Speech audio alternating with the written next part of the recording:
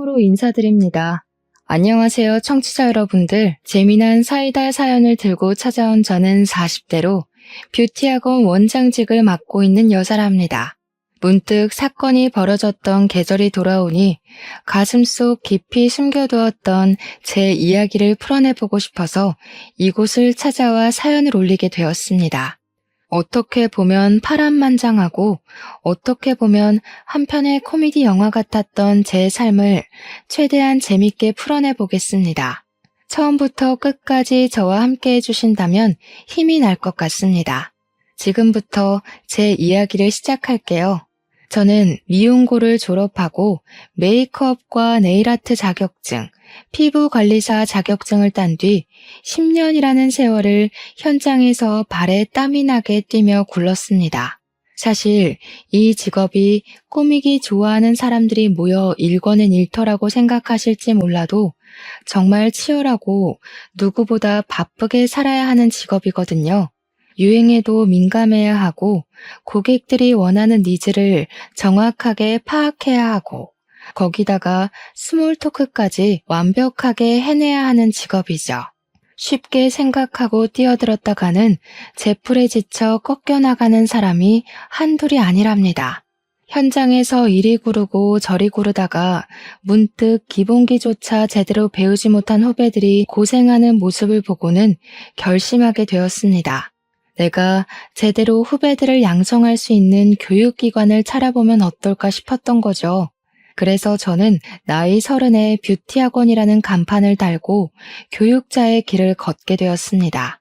사실 말이 좀 거창하긴 한데 저로서는 무척이나 자부심을 가지고 일을 했기 때문에 조금 오글거리는 표현이어도 참아주시면 감사하겠습니다. 처음에는 현장에서 만난 기본기가 덜 된 후배들을 데리고 시작했는데 우리 학원에서 자격증을 딴 친구들이 승승장구해준 덕분에 학원 명성이 올라가게 되었습니다. 물론 제가 꼼꼼하게 가르치는 부분이 한몫하기도 했지만 운빨도 무시 못했죠.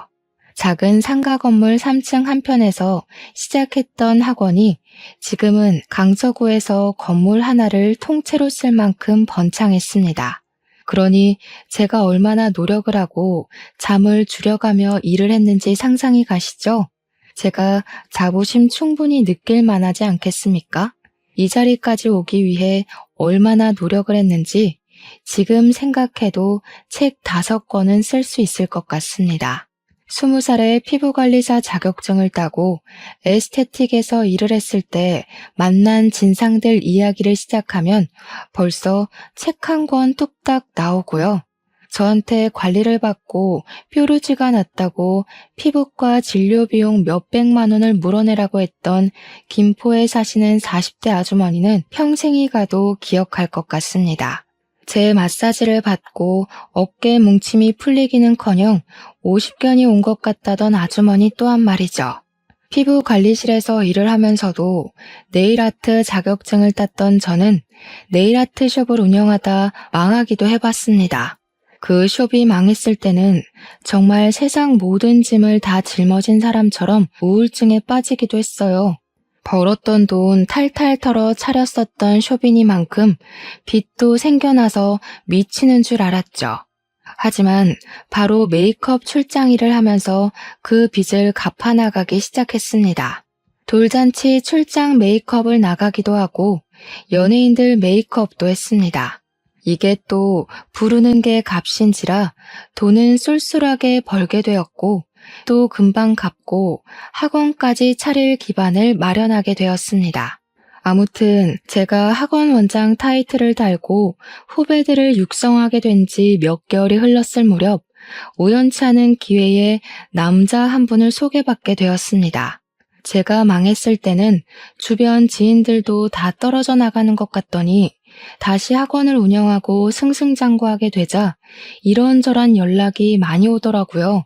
쳐낼 사람은 쳐내고 정말 제 인생의 지인이라 생각하는 명명만 남겨두었던 터라 소개팅을 시켜준다는 말에 냉큼 알겠다고 했습니다. 아무튼 소개팅으로 만나게 된 그분은 사람이 매우 성실해 보였고 숙맥이긴 하지만 자기 일에 자부심이 있는 사람처럼 보였습니다. 그분이 하는 일은 크레인 기사였는데 처음에 저는 크레인 기사가 막노동하는 사람인 줄 알았거든요. 물론 제가 무지해서 일어난 오해였죠. 제 지인분께 어떻게 공사판에서 구르는 사람을 소개해주냐고 화를 내기도 했네요. 크레인 기사라는 게 상당한 기술이 필요한 직업이고 자격증 또한 따기 어렵다는 걸 알게 되고 나서는 진심으로 사과를 했습니다. 버는 돈도 꽤 되는 것 같고 무엇보다 살림이 성실하다는 것이 저의 마음을 사로잡았기에 연애를 시작하게 되었습니다. 2년 정도 연애를 한 뒤에 종착지인 결혼에 꼴이 나게 되었습니다. 그런데 결혼 준비 기간부터 약간 삐걱거림이 시작되었어요. 결혼을 하려면 제일 먼저 하는 일이 뭔지 다들 아시죠? 바로 상견례 말입니다. 프로포즈도 받았고 반지까지 나눠 낀 마당에 자꾸 예비 신랑이 차일피일 상견례 자리를 미루는 게 아니겠습니까?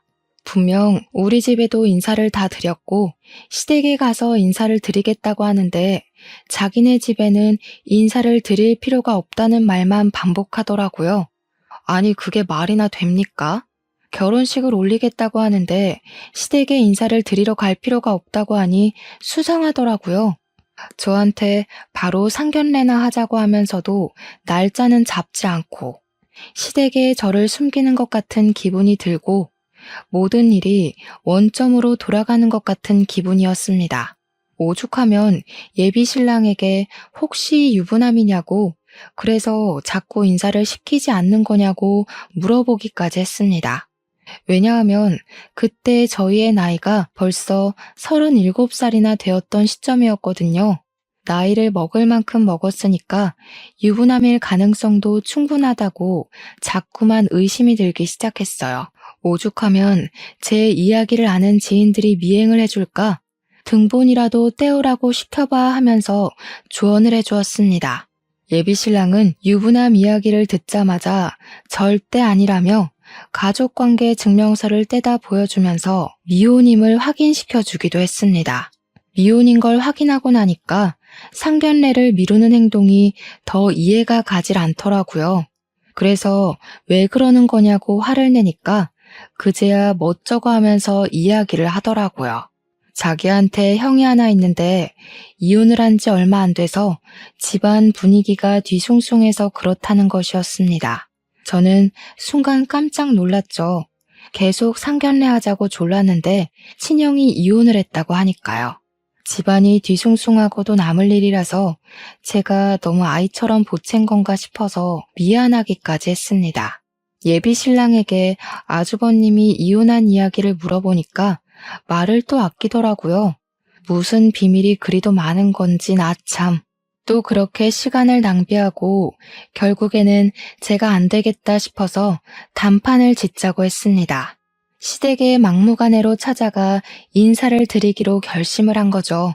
가겠다고 말도 없었고 오라고 한 적도 없었는데 제가 양손 무겁게 선물을 사들고 다짜고짜 찾아가니까 시댁에서도 놀라셨습니다.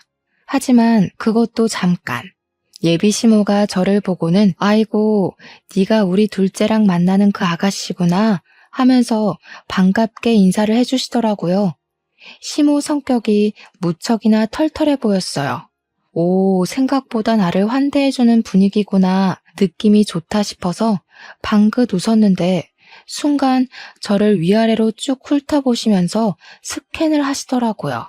약간 쎄한 기분이 들 찰나에 저에게 그 옷 비싼 옷이냐고 슬쩍 물어보시더라고요.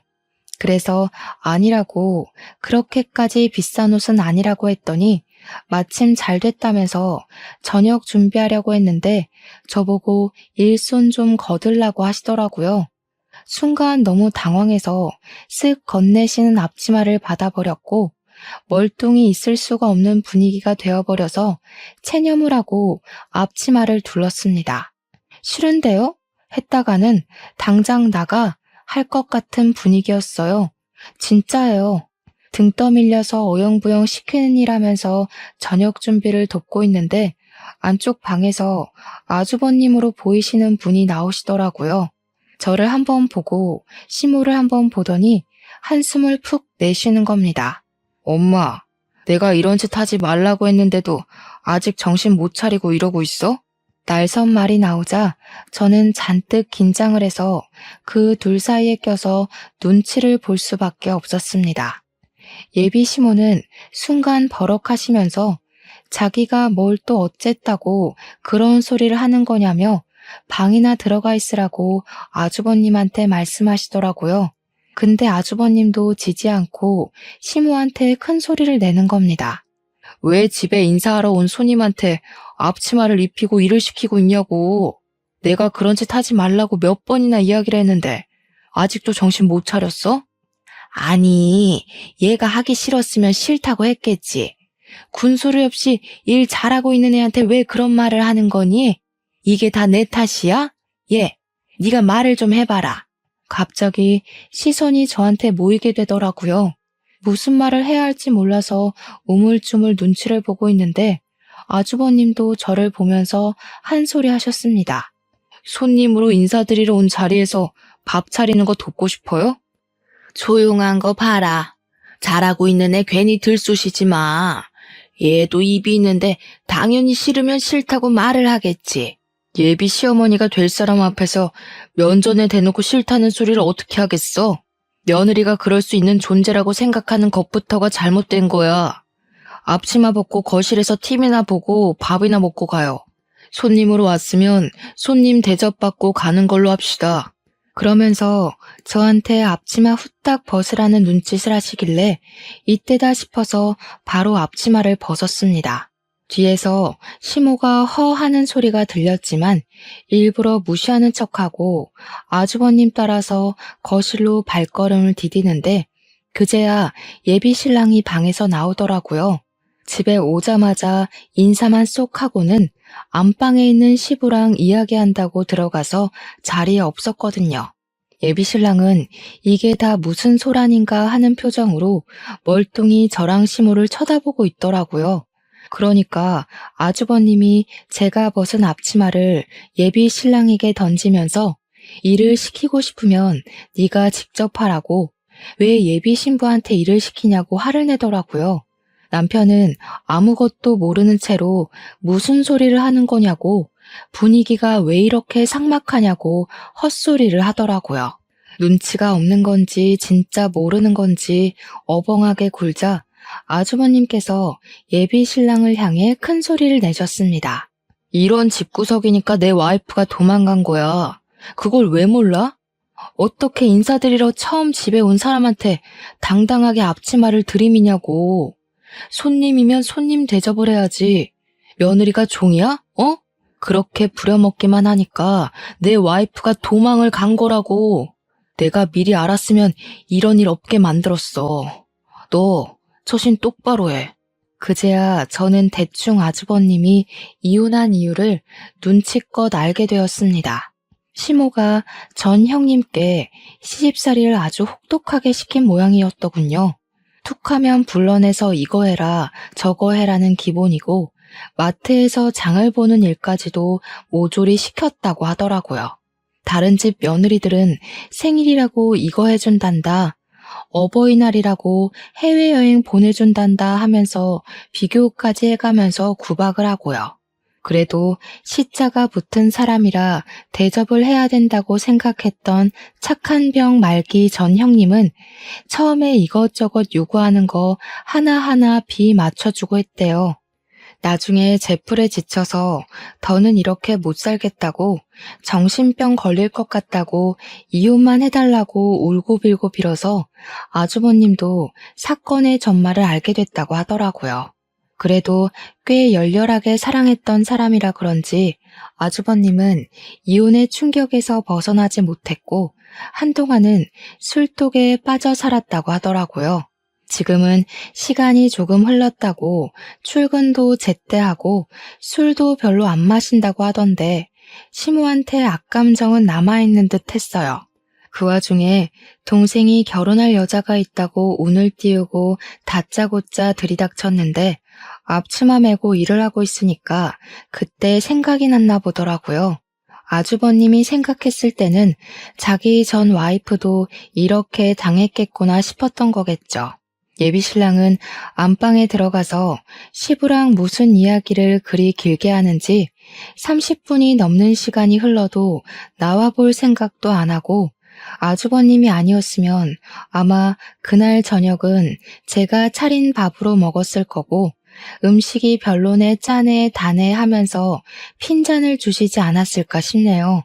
그날 아주버님이 그렇게 한바탕 난리를 치고 난 다음에는 다들 아주버님 눈치 보느라 아무 소리 안 하고 밥만 먹었거든요.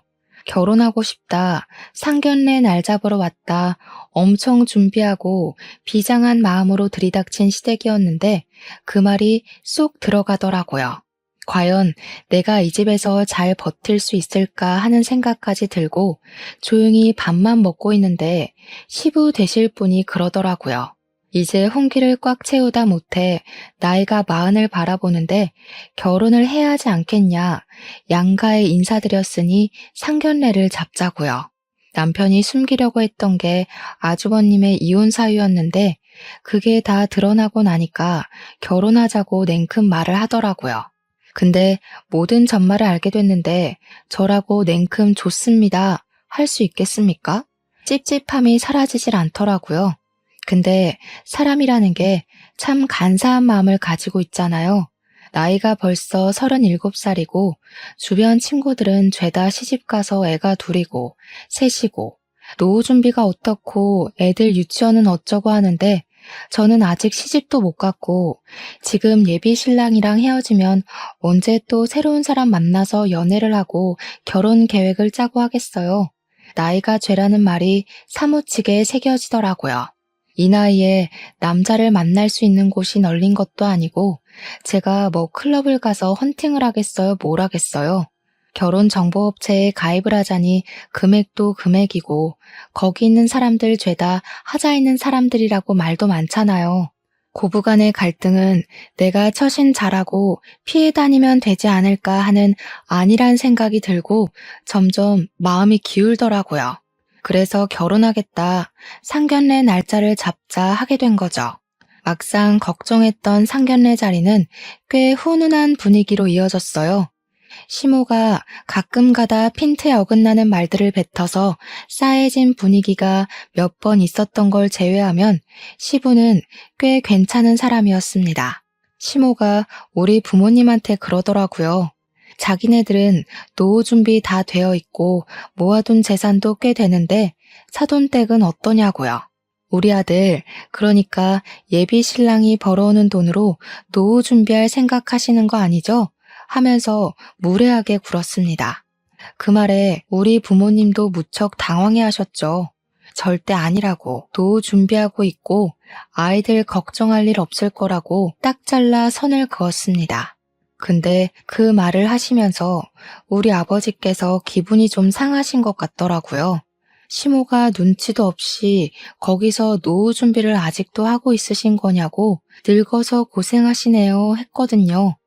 아버지께서 딱 잘라서 아직 정정하기도 하고 일은 할 수 있을 때까지 쉬지 않고 할 생각이라고 이야기를 하니까 시모가 늙어서 여행도 다니고 해야지 하는 겁니다.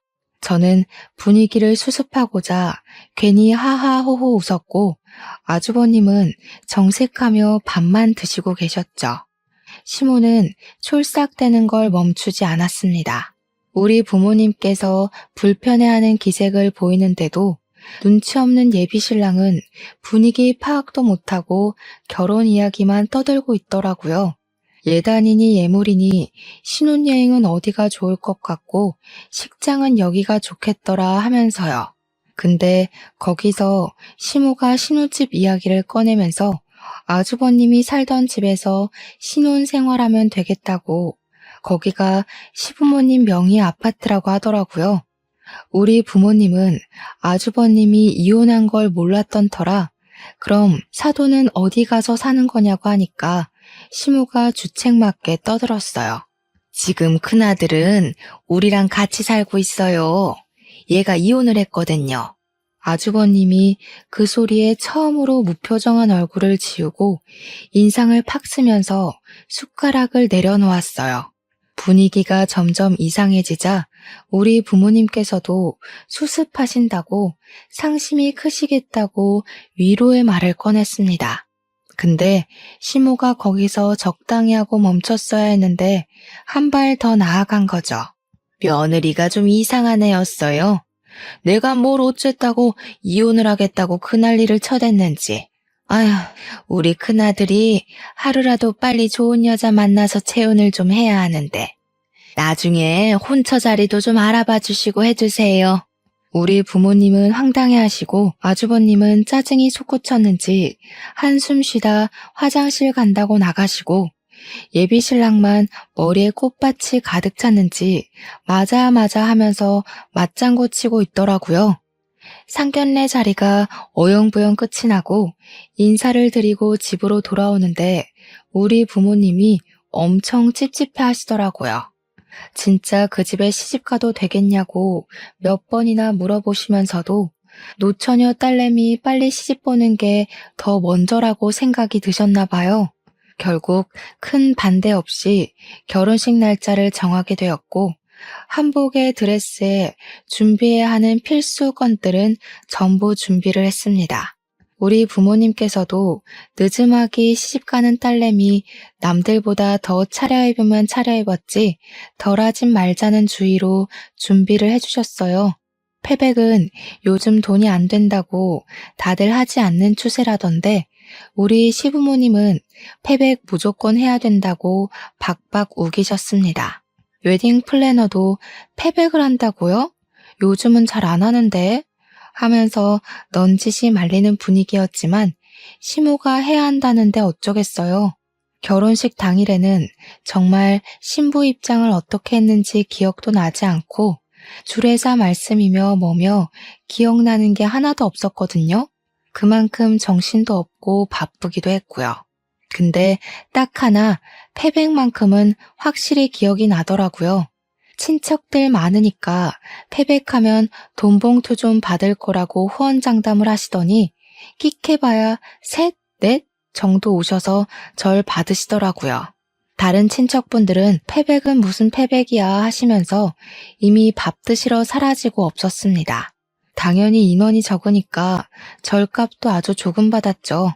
시부모님이 꽤 주실 거라고 돈 봉투 두둑하게 준비한 것 같다고 남편이 이야기를 했는데 개뿔 100만 원도 아니고 50만 원도 아니고 20만 원 넣으셨더라고요.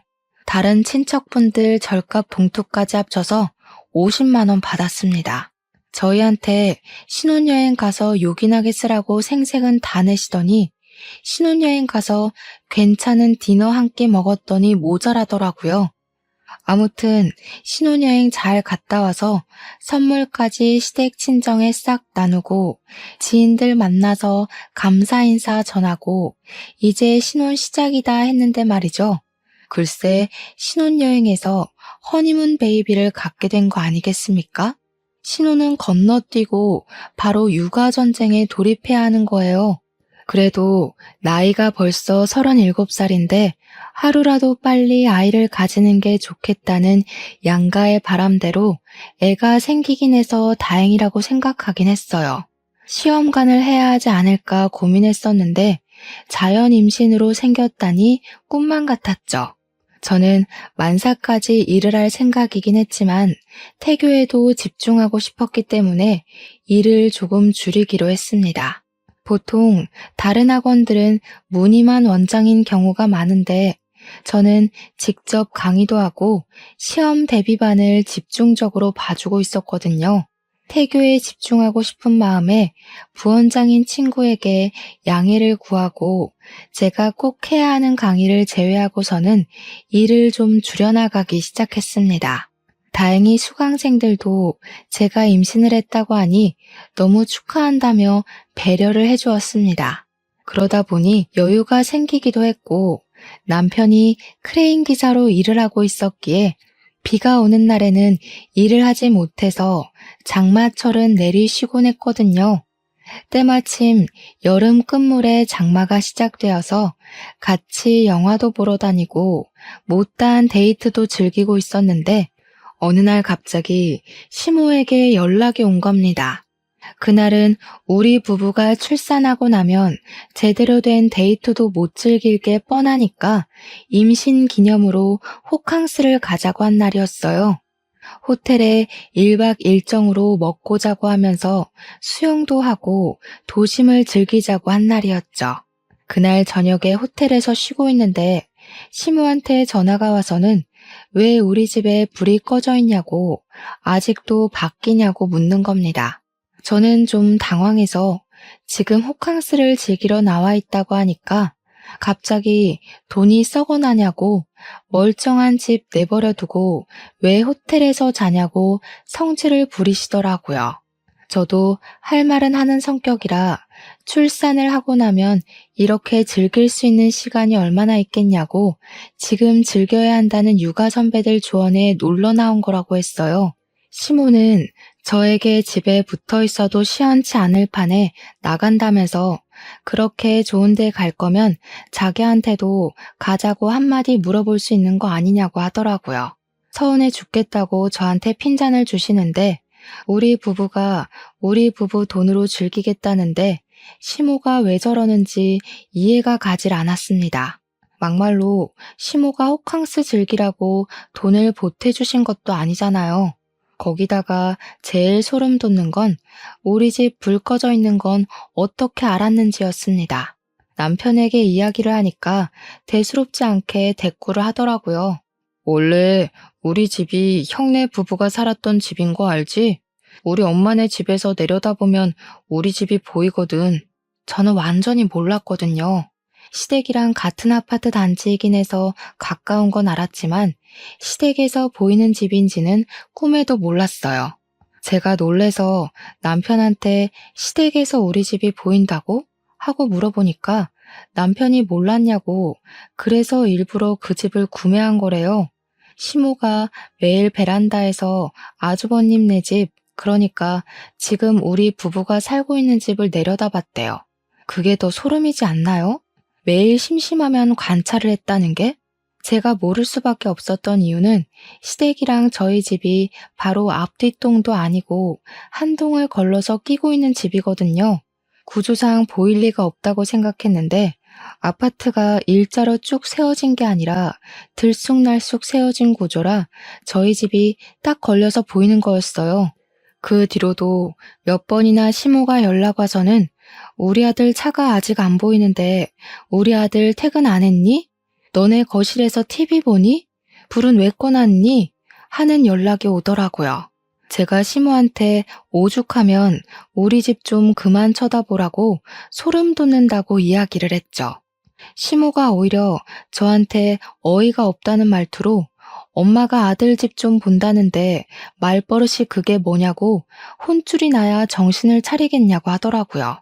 임신해서 진짜 너무너무 스트레스를 받았습니다. 제가 일을 줄였다고 했잖아요.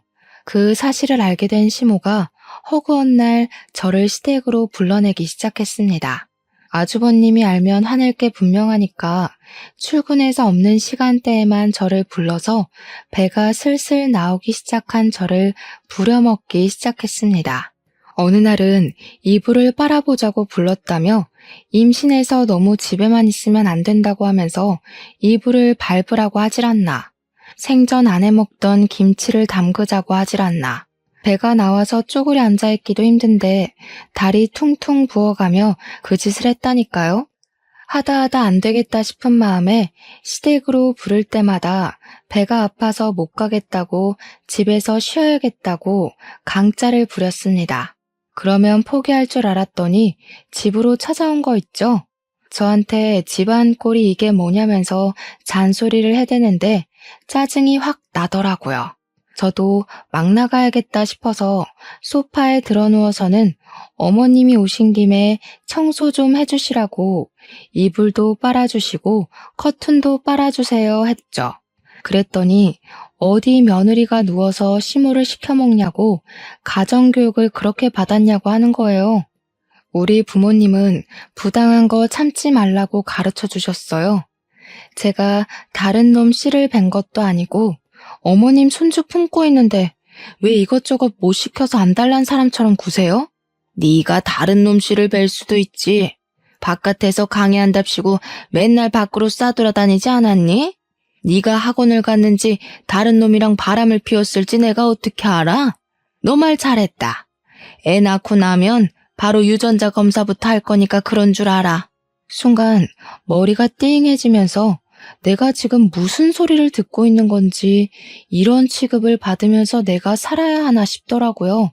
이런 오해가 쌓일 만도 한 게 사실은 시모가 하도 우리 집을 들여다보면서 감시를 해대길래 남편이랑 저랑 밖에서 나가노라도 아닌 척 했었거든요.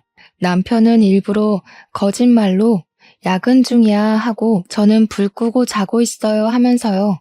근데 시모가 그걸 일일이 다이어리에 체크를 하고 기록을 해둔 게 아니겠어요? 소름이죠. 날짜를 줄줄 부르면서 이 날짜에는 우리 아들이 야근을 했고 저는 불 꺼놓고 집에 없었던 날이고 하는데 와 미치겠더라고요. 내가 너 바람난 거 다 알고 있어. 내가 오죽하면 날짜까지 체크를 했겠니? 우리 아들 상처받을까봐 그동안 쉬쉬하면서 비밀로 했는데 이렇게 터트린 거 잘 됐다. 뱃속에 애 유전자 검사하는 거다 꼭 후회하지 않으시겠어요? 어머님이 뱉은 말 꼭 지키세요. 저도 당당하고요. 어머님 아들 자식 맞으면 앞으로 애 못 볼 줄 알아요. 참나 어디 바람 피우고 나한테 성질을 부려? 기다릴 것도 없다. 당장 이혼시키는 수가 있어? 왜 형님이 이혼해달라고 울고불고 빌고 도망갔는지 알 것 같아요, 정말. 감시당하는 거 정신병 걸릴 것 같아서 더는 안 되겠어요. 저는 더 이상 이렇게 못 살아요. 저도 강력하게 제 의견을 피력하니까 시모도 굽히지 않는 제 모습에 열이 받았는지 남편한테 바로 전화를 걸어서는 너 당장 이혼해 하고 소리를 질렀습니다. 남편이 그게 무슨 소리냐고 하던 일도 중단하고 집으로 바로 날아왔더라고요. 저랑 시모랑 한참을 대치하고 씩씩거리고 있는데 남편이 예산일이 아니라는 생각이 들었는지 아주버님까지 데리고 집으로 온 겁니다. 남편이 오자마자 무슨 일인데 이혼 소리가 나오냐고 묻길래 제가 대신 대답했죠. 우리가 몇 시에 들어오는지, 잠은 언제 자는지, 불을 꺼둔 건지 켜둔 건지 다이어리에 하나하나 체크를 하고 있었다더라. 이렇게 감시를 해대는데 소름이 돋아서 너랑 더 이상은 못 살겠다. 그러니까 아주버님이 말 끝나기도 무섭게 아직도 그런 짓을 하냐고 버럭하더라고요. 자기 이혼시킨 것도 모자라서 동생까지 이혼시키고 싶어서 그러는 거냐고 사람이 왜 반성을 하지 않냐고 했어요.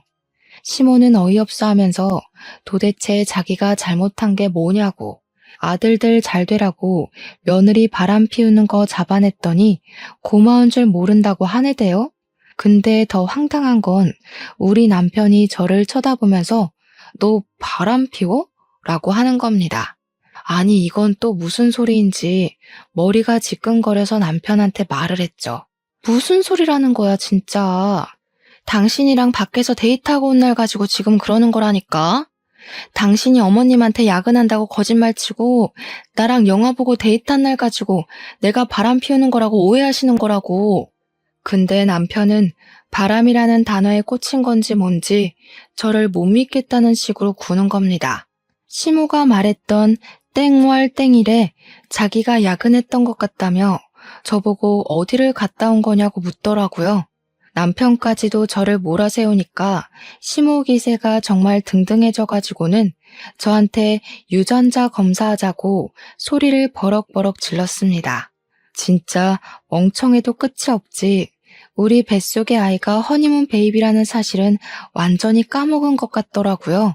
저도 화딱지가 나서 싫다고 마음 바뀌었다고 어쩜 나를 못 믿을 수가 있냐고 유전자 검사 안 한다고 강짜를 부렸습니다. 그랬더니 남편이 한다는 소리가 혹시 모르니까 확실하게 하는 게 좋겠다고 유전자 검사를 하자고 하는 거예요. 저한테 좋은 게 좋은 거 아니냐고, 친자가 맞으면 좋은 거고 아니면 이혼하면 되지 않냐고 저를 설득하는데 순간 제가 완전히 부정당하는 기분이 들었습니다. 오죽하면 아주버님까지도 남편을 정신 나간 놈처럼 바라보더라고요. 제가 결국 제풀에 지쳐 이혼하자고 짐을 싸서 친정으로 가겠다고 했어요. 그러니까 시모가 적어보라고 회피하는 게 완전히 여우라고 손가락질을 하더라고요. 쫄리니까 도망가는 거 아니냐고 저를 몰아세우는데 눈물이 다 날 것 같았습니다. 아주버님이 시모한테 정신 나간 거 아니냐고 임산부한테 별소리를 다 한다고 제 편을 들어주는데 남편은 뭐 하는 건지 참나. 그날로 친정에 짐 싸들고 가버리고 이혼하자고 서류를 남편에게 보냈더니 노발대발하면서 절대로 이혼을 못 해주겠다는 겁니다. 친정에서 푹 쉬고 마음 정리하고 돌아오라고 이야기를 하는데 도대체 제가 정리할 마음이 뭐가 있겠냐고요. 유전자 검사 의향을 가지고 돌아오라는 소리밖에 더 되겠습니까? 참 불행하게도 제가 스트레스를 너무 많이 받았는지 글쎄 아이가 조산으로 태어나게 되었습니다. 소위 말하는 팔싹둥이로 10개월을 다 품지 못하고 8개월 만에 아이가 태어나게 된 것이죠. 바로 인큐베이터로 아이는 들어가고 저는 병원에 몸져 누워서 끙끙 앓고 있는데 시모랑 남편이 왔더라고요. 이것 봐. 10개월 뒤에 나와야 할 아이가 왜 8개월 만에 나왔겠어? 너 결혼 전부터 임신한 상태로 속이고 결혼한 거지? 남의 아이 가져놓고 순진한 우리 아들 속여서 결혼한 거잖아. 당장 이혼해. 우리 부모님은 이게 다 무슨 개소리냐며 화를 내셨고 시모는 의견을 굽히지 않았습니다. 대판 싸우는 와중에 남편이 저를 싸늘하게 쳐다보는데 진짜 실망을 더할 수도 없겠더라고요.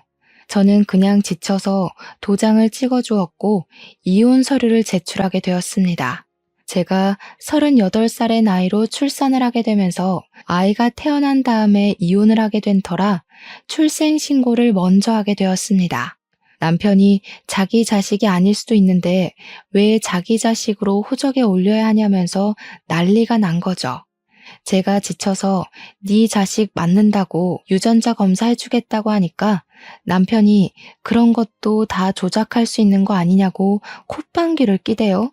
제가 콩 심은 데 콩 나고 팥 심은 데 팥 난다고 이야기를 해줘도 들을 것 같지 않아 보였습니다. 나라법이 그런데 어쩌겠냐고 네 자식 맞으니까 인정하라고 몇 번을 이야기를 해도 듣질 않더라고요. 조리원에서 몸조리를 하고 친정에 돌아와 독박 육아를 시작했는데 시댁에서는 그때까지도 자기네 자식인지 아닌지도 모르는 마당에 왜 자기네 성을 따라야 하는 거냐고 하더라고요. 호적에 어떻게든 한번 올려보겠다고 이혼을 미루고 미룬 거 아니냐고 화를 내는데 진짜 이 사람들이랑 무슨 이야기를 하나 싶었습니다. 저라고 그 집 호적에 올라가게 내버려 두고 싶었겠어요? 나라법이 그렇다는데 어떻게 합니까?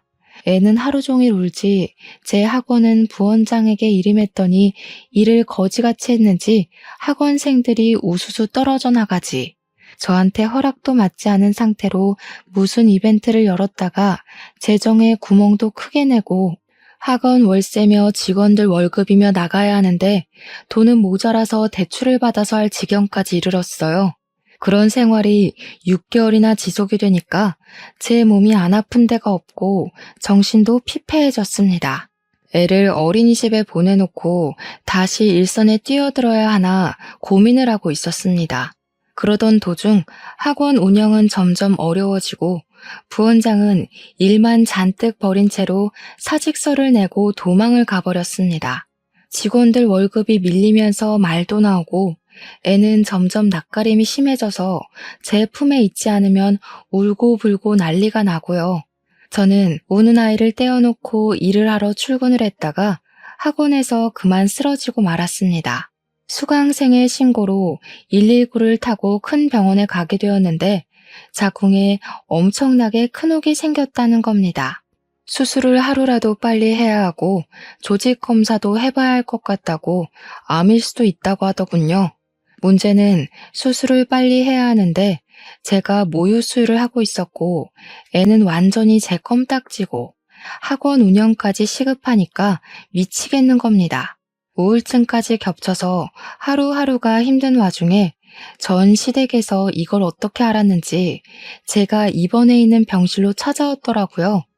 시무랑 전 남편이 병실에 찾아와 저에게 꺼낸 말이 뭔지 아십니까?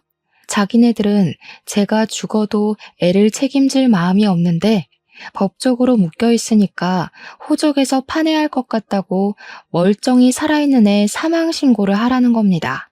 이게 정말 인간인가 싶더라고요. 제가 죽으면 어쩔 수 없이 떠안아야 하는 거 아니냐면서 자기 자식이 맞는지 아닌지도 모르는데 왜 책임을 져야 하냐요? 제가 죽기 전에 사망 신고하고 죽으라고 아니면 전 시모가 직접 하겠다고 하더군요. 말이 되는 소리를 해라 좀. 멀쩡한 내 자식 사망 신고를 왜 하니? 너 암이라며. 너 죽으면 뭐 애는 내가 키워야 하니? 너 설마 우리 집 재산 노리고 이러는 거야? 뭐라고요? 제가 재산을 노릴 거면 왜 하찮은 댁 아드님이랑 결혼을 했겠어요? 죽어도 그쪽한테는 애 키우란 소리 안 할 거니까 꺼지세요. 듣던 중 반가운 소리다. 그런데 법이 우리한테 불리하니까 사망 신고를 하라 이 말이야. 키우라는 소리 안 하겠다는 각서라도 쓸 테니 제발 내 눈앞에서 꺼지라고. 그 말이 끝나기 무섭게 변호사 사무실에서 조언받아 만들어 온 각서라면서 저한테 종이 한 장 들이밀대요. 애를 책임지지 않겠다는 그런 내용이었고 저는 피곤해서 지장을 찍어주었습니다. 어길 시에는 애 사망 신고에 동의하겠다는 내용이었습니다. 저는 친정 부모님의 도움으로 수술을 무사히 마칠 수 있었고 3개월 동안 꾸준한 회복을 거쳤습니다. 그 이후에 학원 건물을 이사하게 되었어요. 원래는 4층짜리 건물 한 채를 통째로 쓰고 있었는데 회복이 더 필요하고 육아도 해야 했기에 큰 학원을 운영하기가 벅차더라고요. 중간에 인수하겠다는 사람이 나타나긴 했지만 가격을 후려치려고 하기에 그냥 작게 옮겨서 운영하는 게 낫겠다 싶었습니다. 처음 시작할 때만큼 작아진 건 아니었지만 건물 2개의 층을 쓰면서 예전처럼 운영하기 위해 노력을 했고 서서히 안정을 찾게 되었습니다. 어쩔 수 없이 인원 감축을 해야 해서 선생님들도 반이나 줄어들었지만 그래도 꾸준히 하니까 회복이 되더라고요. 그렇게 한 3년이라는 세월이 흐르고 기반도 튼튼히 잡았고 혼자 아이 하나 키우기에 부족함 없을 만큼 돈도 벌게 되었습니다. 아이는 어린이집에 다니게 되었고 제 자궁에 있던 혹은 다행스럽게도 암은 아니어서 잘 제거가 되었고 추적 검사를 하는 걸로 마무리가 되었습니다. 삶의 안정이 찾아왔구나 하는 찰나 3년 만에 전 시댁에서 연락이 온 겁니다. 전 남편이 뜬금없이 우리 아이는 잘 있어? 하고 연락이 왔는데 이게 무슨 소린가 싶었죠. 네 애 아니라고 부정할 때는 언제고 이제 와서 우리 아이 타령이냐고 했더니 글쎄 자기 오갈 곳이 없다면서 며칠만 재워주면 안 되겠냐는 거예요. 이게 웬 개소리냐 전화 끊어라 하니까 자기 이야기 좀 들어달라고 하더니 한참을 울더라고요. 알고 보니까 시모의 취미생활 중 하나가 쑥뜸을 뜨는 것이었거든요. 몇 개월 전에 어느 날과 다름없이 쑥뜸을 뜨고 잠이 들었는데 자기도 모르게 뒤척거리다가 이불에 뜸 하나가 덜렁 떨어진 겁니다. 무슨 일이 일어나는지도 모르고 매캐한 쑥향기 속에서 자고 있던 시모는 불이 난 것도 몰랐대요. 당연히 시모는 그 집에서 탈출을 못해서 장례를 치르게 되었고요. 불이 번지고 번져서 시댁을 홀라당 태워먹은 것도 모자라서 시몬의 집 주위 가구들까지 죄다 불이 옮겨 붙은 겁니다. 다행히 오전 시간이라 빈집이 많아서 사상자는 시모 말곤 없었는데 신고도 그만큼 늦어지는 바람에 피해가 장난이 아니었던 거죠. 화재보험으로 처리를 해도 물어줘야 할 빚이 어마어마하게 생긴 겁니다. 전 남편의 시부는 오갈 곳이 없어지고 빚이 생겨서 그거 갚으러 다니느라 가진 거 다 팔았는데도 부족해서 막노동을 뛴대요.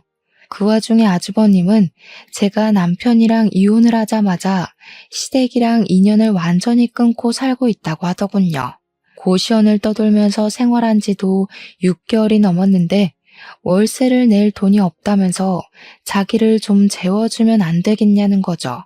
자기가 애 아빠 아니냐고 갑자기 우리 아이를 챙기려고 드는데 제가 미쳤습니까?